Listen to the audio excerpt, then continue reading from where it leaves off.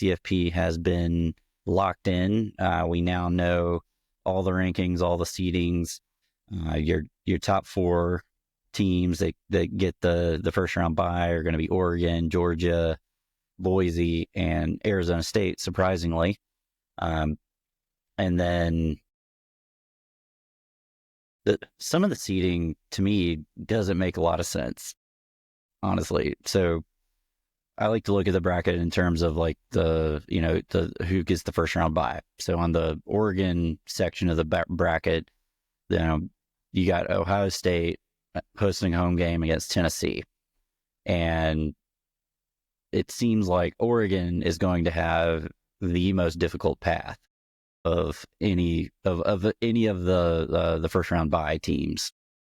To me, they got the worst draw Yeah. of any of the teams with a bye in this entire playoff.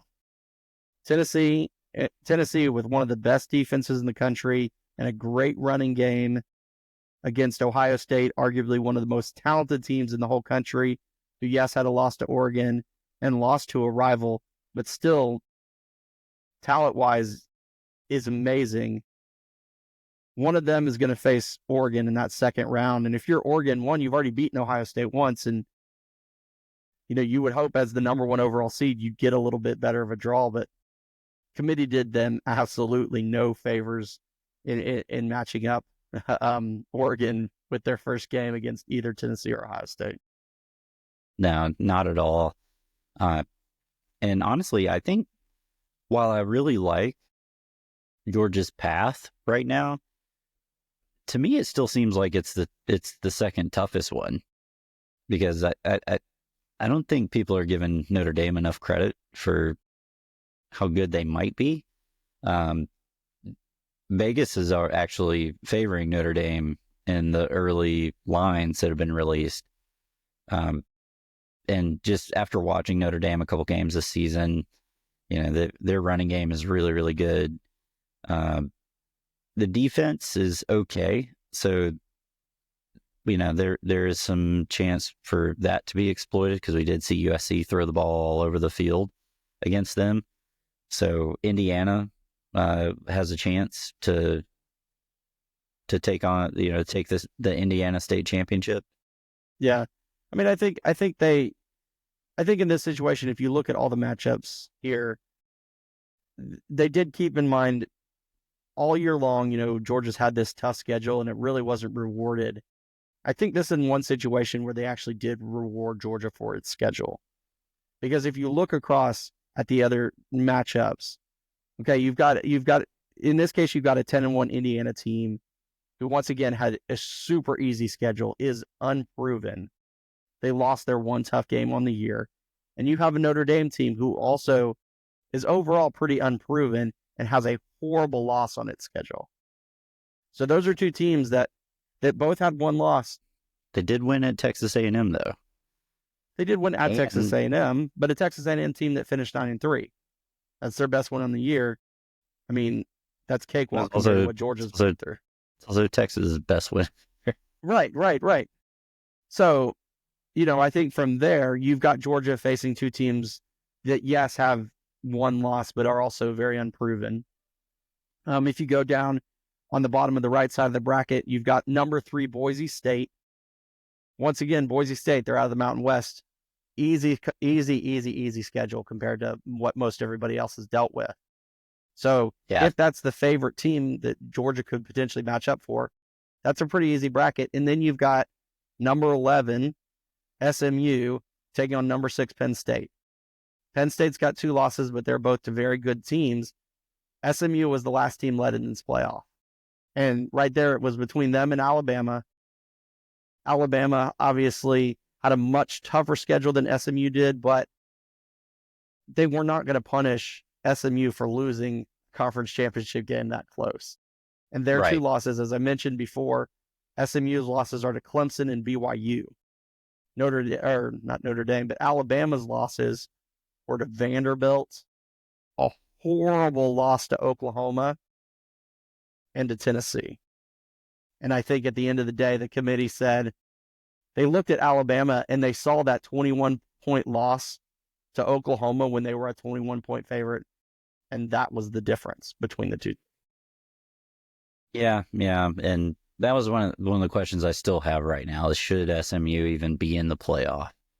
And I've probably been their biggest advocate all year, but they don't have any wins against any ranked teams. And what is really striking to me about how the committee place value on resumes, it seemed like they valued more about who you lost to over who you beat.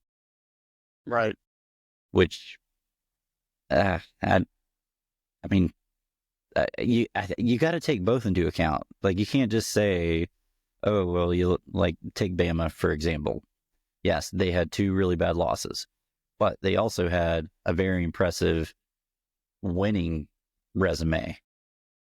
A lot of top ranked teams that they beat, including Georgia. Right. I think at the end of the day, I think the difference between Bama and SMU though was SMU only had 1 loss in the regular season, and it was to a ranked BYU team who at the time, BYU eventually got up to about number 10 in the country. So they had a loss to BYU. That was their only regular season loss. They had this conference championship game that they were competitive in. So at the end of the day, they had 1 regular season loss. Alabama had 3 regular season losses, 2 of them to teams that they were favored by roughly 20 points against, that finished with 6-6 records. Their other loss was to Tennessee. Yes, Tennessee is a playoff team, but they're 10-2. They're not undefeated. They're not over the top the best team in the country, in terms of the resume. So I think the committee had to weigh it within themselves. Do we want to continue to value conference championship games or not? Because if they would have put Alabama in here, they're telling you in the future that the conference championship games don't mean anything at this point. That losing a good game in a conference championship game that you have to play that extra game doesn't mean anything. You lose, you're out tough. Yeah. So what's the motivation to play in them? Yeah, that's the one saving grace, because the entirety of the weekend, it definitely felt like the conference championships were way less than what they have been in the past. Just from an important standpoint, I mean, we saw it in the ticket sales. The ticket prices were super low this year compared to other years. And there were a lot of empty seats in a lot of these games. And I don't know, it seemed like there were even empty seats at the SEC championship game. There were a few. I was there. There were a few. You're used to seeing none. You're used to seeing that SEC championship game packed to the gills. Now that one's a little bit interesting because the reason that the SEC championship game wasn't packed is because Texas didn't come. The stadium was probably 75-25. Georgia fans to Texas. And if that would have been Alabama, that stadium would be filled. Yeah, it actually makes me wonder about the semifinal games. First round, or not first round, but the second round and the semifinal. How much, how packed are those games going to be? It's like you're asking a lot from your fan base to travel. Yeah, you really are. Which I think played a part in Texas's fan base not traveling. Exactly. It's easy for Georgia people because it's local. For Texas, it's halfway across the country. It's not an easy flight. No, it's not an easy flight. And remember, they only clinched their spot in the SEC championship game the Saturday before. So to get short notice ticket flights, and you know how prices are in flights the week after Thanksgiving. I mean, my God. And then hotel rooms and everything else. It was a tough task because at least when it's an Alabama or even if it was a Tennessee, those are drivable. But from Texas, you got to really fly. So, yeah, it's a tough flight to and from Atlanta.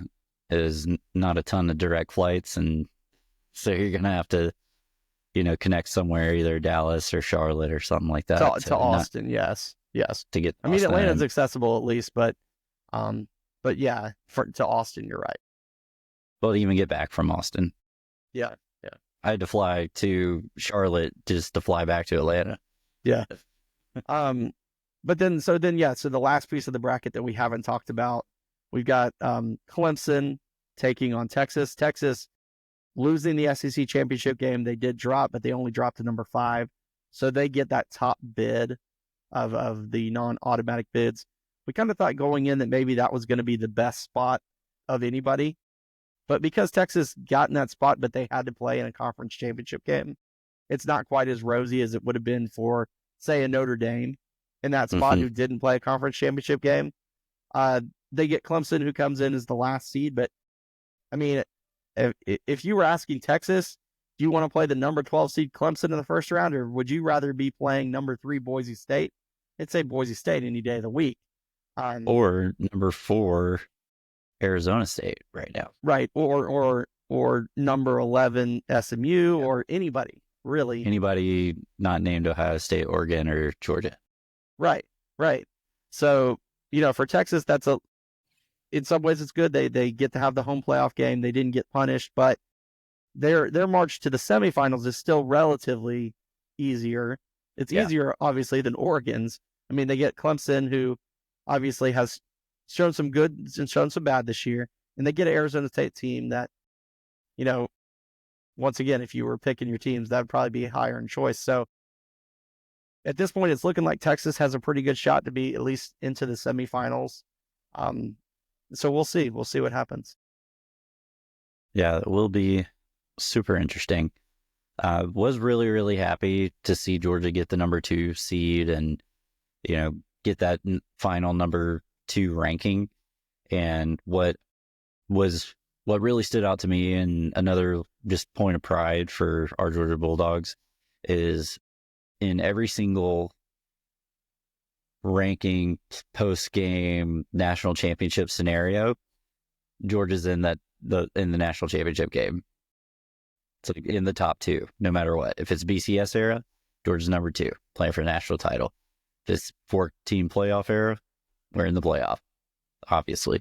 And then, of course, we're in this year. So Georgia left no doubt, you can't ask for more than that. And,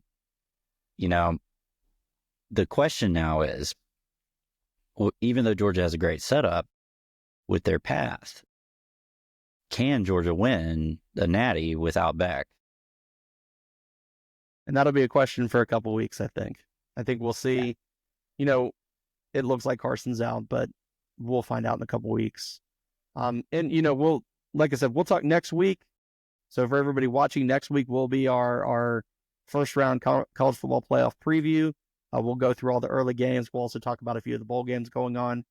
So if you're interested to see what our picks are, please tune in next week, and we'll have all those picks, and hopefully we'll have some more information about some of the other teams that aren't playing. Georgia, Oregon, Boise State, Arizona State. We'll have some updates there too. Yep. And there's a bit of controversy, obviously, surrounding, Georgia being in the playoff after everything that happened last year. So one thing I want to say for all you FSU fans, shut up, FSU fans. We don't need to hear it. You barely beat a Louisville team in the ACC championship with your backup quarterback.